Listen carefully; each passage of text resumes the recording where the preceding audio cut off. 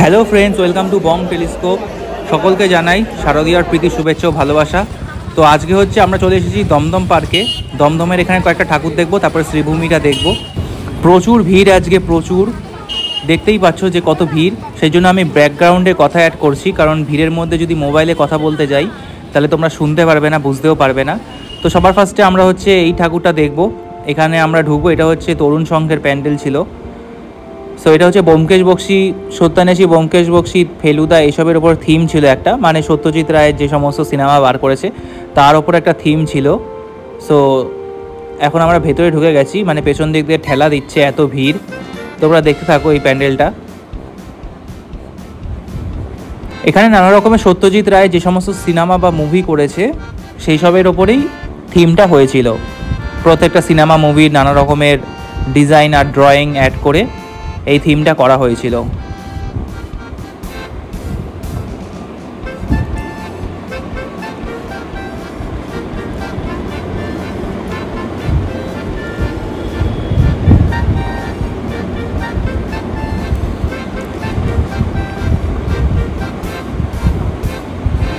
So এই ভিড়ের মধ্যে যতটা সম্ভব হয় আমি তোমাদেরকে দেখানোর চেষ্টা করেছি, যতটা সম্ভব হয় তুলেছি। সো এটা হচ্ছে এখানকার মেন দুর্গা। ছোট সাইজের দুর্গাটা করেছিল, সামনে অনেক লোকের ভিড় ছিল তাই আমি তুলতে পারিনি, তাই দূর থেকে এটা জুম করে যতটা হয় তোলার চেষ্টা করেছি। এখানে দেখো এই যে দুর্গাটা, ছোট সাইজের, একদম ছোট সাইজের দুর্গা।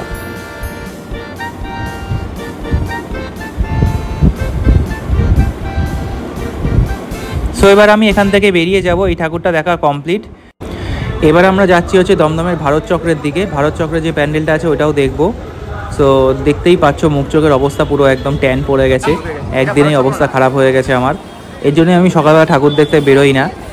যাই হোক, এটা হচ্ছে ভারত চক্র, আর এই ভেতরে এখন ঢুকবো। আর তার মধ্যে হচ্ছে আজকে এই সামনে হচ্ছে ঝাড় দিচ্ছে, দেখো এমন ঝাড় দিচ্ছে যে সকলের মুখে চোখে চুলে সব ধুলোবালি সব উড়ে আসছে, কিছু আর বলার নেই। তার মধ্যে এত ভিড়। চলো দেখি ভেতরে ঢুকে দেখি কীরকম প্যান্ডেল করেছে। তো এটা হচ্ছে ফ্রন্টে, বুঝতে পারছি না এটা কী থিমের ওপর করেছে, ইলেকট্রিক বা কিছু একটার ওপরে হয়তো করেছে প্যান্ডেলটা। সো এখান থেকে আমরা এখন ঢুকবো।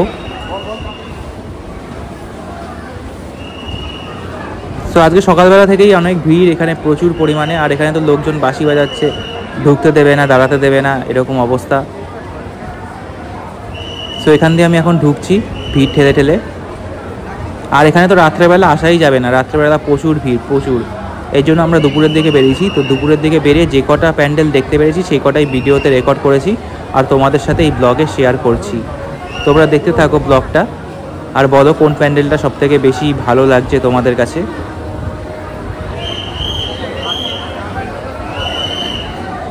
এটা কি প্যান্ডেলের থিম করেছে আমি নিজেও জানি না, বুঝতেও পারিনি এটা কি প্যান্ডেল করেছে।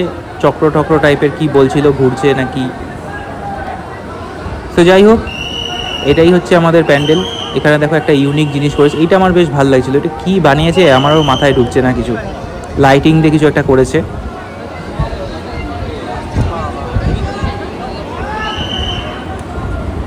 চলো এবার ঠাকুরটা দেখি, আস্তে আস্তে এগিয়ে যাই। ওখানে দেখো মহাদেবের একটা লাইটিং দিয়ে কি একটা করেছে, এটা আমি জুম করে তুলেছি। সো এত ভিড়ের জন্য আমি ঠিকঠাক যেতেও পাচ্ছি না। এই যে ওপরে এটাকে বলছিল চক্র টাইপের কি একটা করেছে প্যান্ডেল। এইখানে হচ্ছে এটা দুর্গা প্রতিমা, ইউনিক টাইপের। সো এখানেই হচ্ছে পুজোটা হয়েছে। এই যে মহাদেবটা আমি জুম করে তুলেছি এখানে। সো এই প্যান্ডেলটা দেখা হয়ে গেলেই বেরিয়ে যাব। দমদমে আরও 3-4টে প্যান্ডেল আছে, বাট লেট হয়ে যাবে বলে আমি বেরিয়ে যাচ্ছি, কারণ শ্রীভূমিটা দেখার ইচ্ছা আছে। আর এখানে হচ্ছে প্যান্ডেল দেখতে গেলে হচ্ছে বিকেল সন্ধে হয়ে যাবে।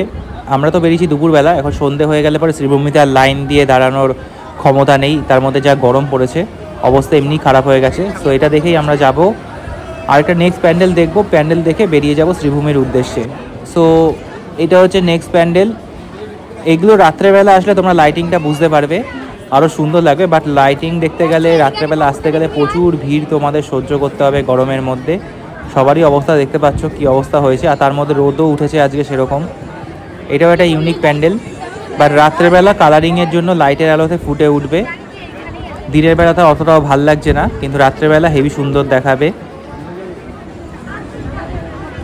সো এইটা দেখলাম, এখন এখান থেকে তারপরে বেরিয়ে যাব। আর দেখবো না, দমদমে আর বেশি প্যান্ডেল নেই, দমদমে আর হচ্ছে 2-3টে প্যান্ডেল আছে, বাট ওইগুলো দেখবো না। এখন বেরিয়ে যাবো বাস ধরে শ্রীভূমির উদ্দেশ্যে, কারণ সব কটা প্যান্ডেল যদি কমপ্লিট করতে যাই তাহলে শুধু দমদমই দেখতে পারবো আর শ্রীভূমিটা দেখতে পারবো না। সো এটাই হচ্ছে লাস্ট প্যান্ডেল যেটা আমরা দমদমে এসে দেখেছি। তোমরা চাইলে সব কটা প্যান্ডেল দেখে নিতে পারো, বাট আমার আজকে টাইম নেই। এখন আমি শ্রীভূমির উদ্দেশ্যে রওনা দেবো। এটা একটু ভালো করে তুলেছি যেহেতু সামনের দিকে যেতে পেরেছি। এমনি সময় সন্ধ্যেবেলা আসলে তোমরা দাঁড়াতে পারবে না। এবার আমরা এখানে উঠে ভিআইপি রোড ধরে শ্রীভূমির উদ্দেশ্যে রওনা দিয়েছি। শ্রীভূমিতে আমাদের অটো করে 30 টাকা করে নিয়েছিল। সো অটো করে একদম গেটের মুখে নেমে গেছি। গেটের মুখে দেখো এখন থেকেই ভিড় পড়ে গেছে, তাহলে ভাবো রাত্রেবেলা কত ভিড় হবে। আর এইগুলো সব রাত্রেবেলা থেকে জ্বলবে, মানে আর একটু পর থেকে জ্বলবে লাইটিংগুলো। 6টা বাজলে শুরু হয়ে যাবে সব লাইটিং। এখন আস্তে আস্তে আমরা শ্রীভূমির উদ্দেশ্যে যাচ্ছি। এই যে লেখা আছে শ্রীভূমি স্পোর্টিং ক্লাব, তাও তো দেখো এখন কত ফাঁকা দুপুরবেলা বলে। এখন তো বেশি বাজে না, 3:30 বাজে, তাই ফাঁকায় ফাঁকায় এই প্যান্ডেলটা দেখে নিয়েছি। বাট দমদম ওদিকে কমপ্লিট করতে গেলে আমি পুরোটা শ্রীভূমিটা দেখতে পারতাম না। সো এখান থেকে ঢুকছি আস্তে আস্তে। দেখো ভিড় শুরু হয়ে গেছে এখান থেকেই। আর রাত্রেবেলা তো ভিড়ের চোটে মনে হয় দাঁড়ানোই যাবে না, এত ভিড় হয়ে যাবে। সো আমি তোমাদেরকে ভিড়টা দেখাচ্ছি, দেখো কত ভিড়।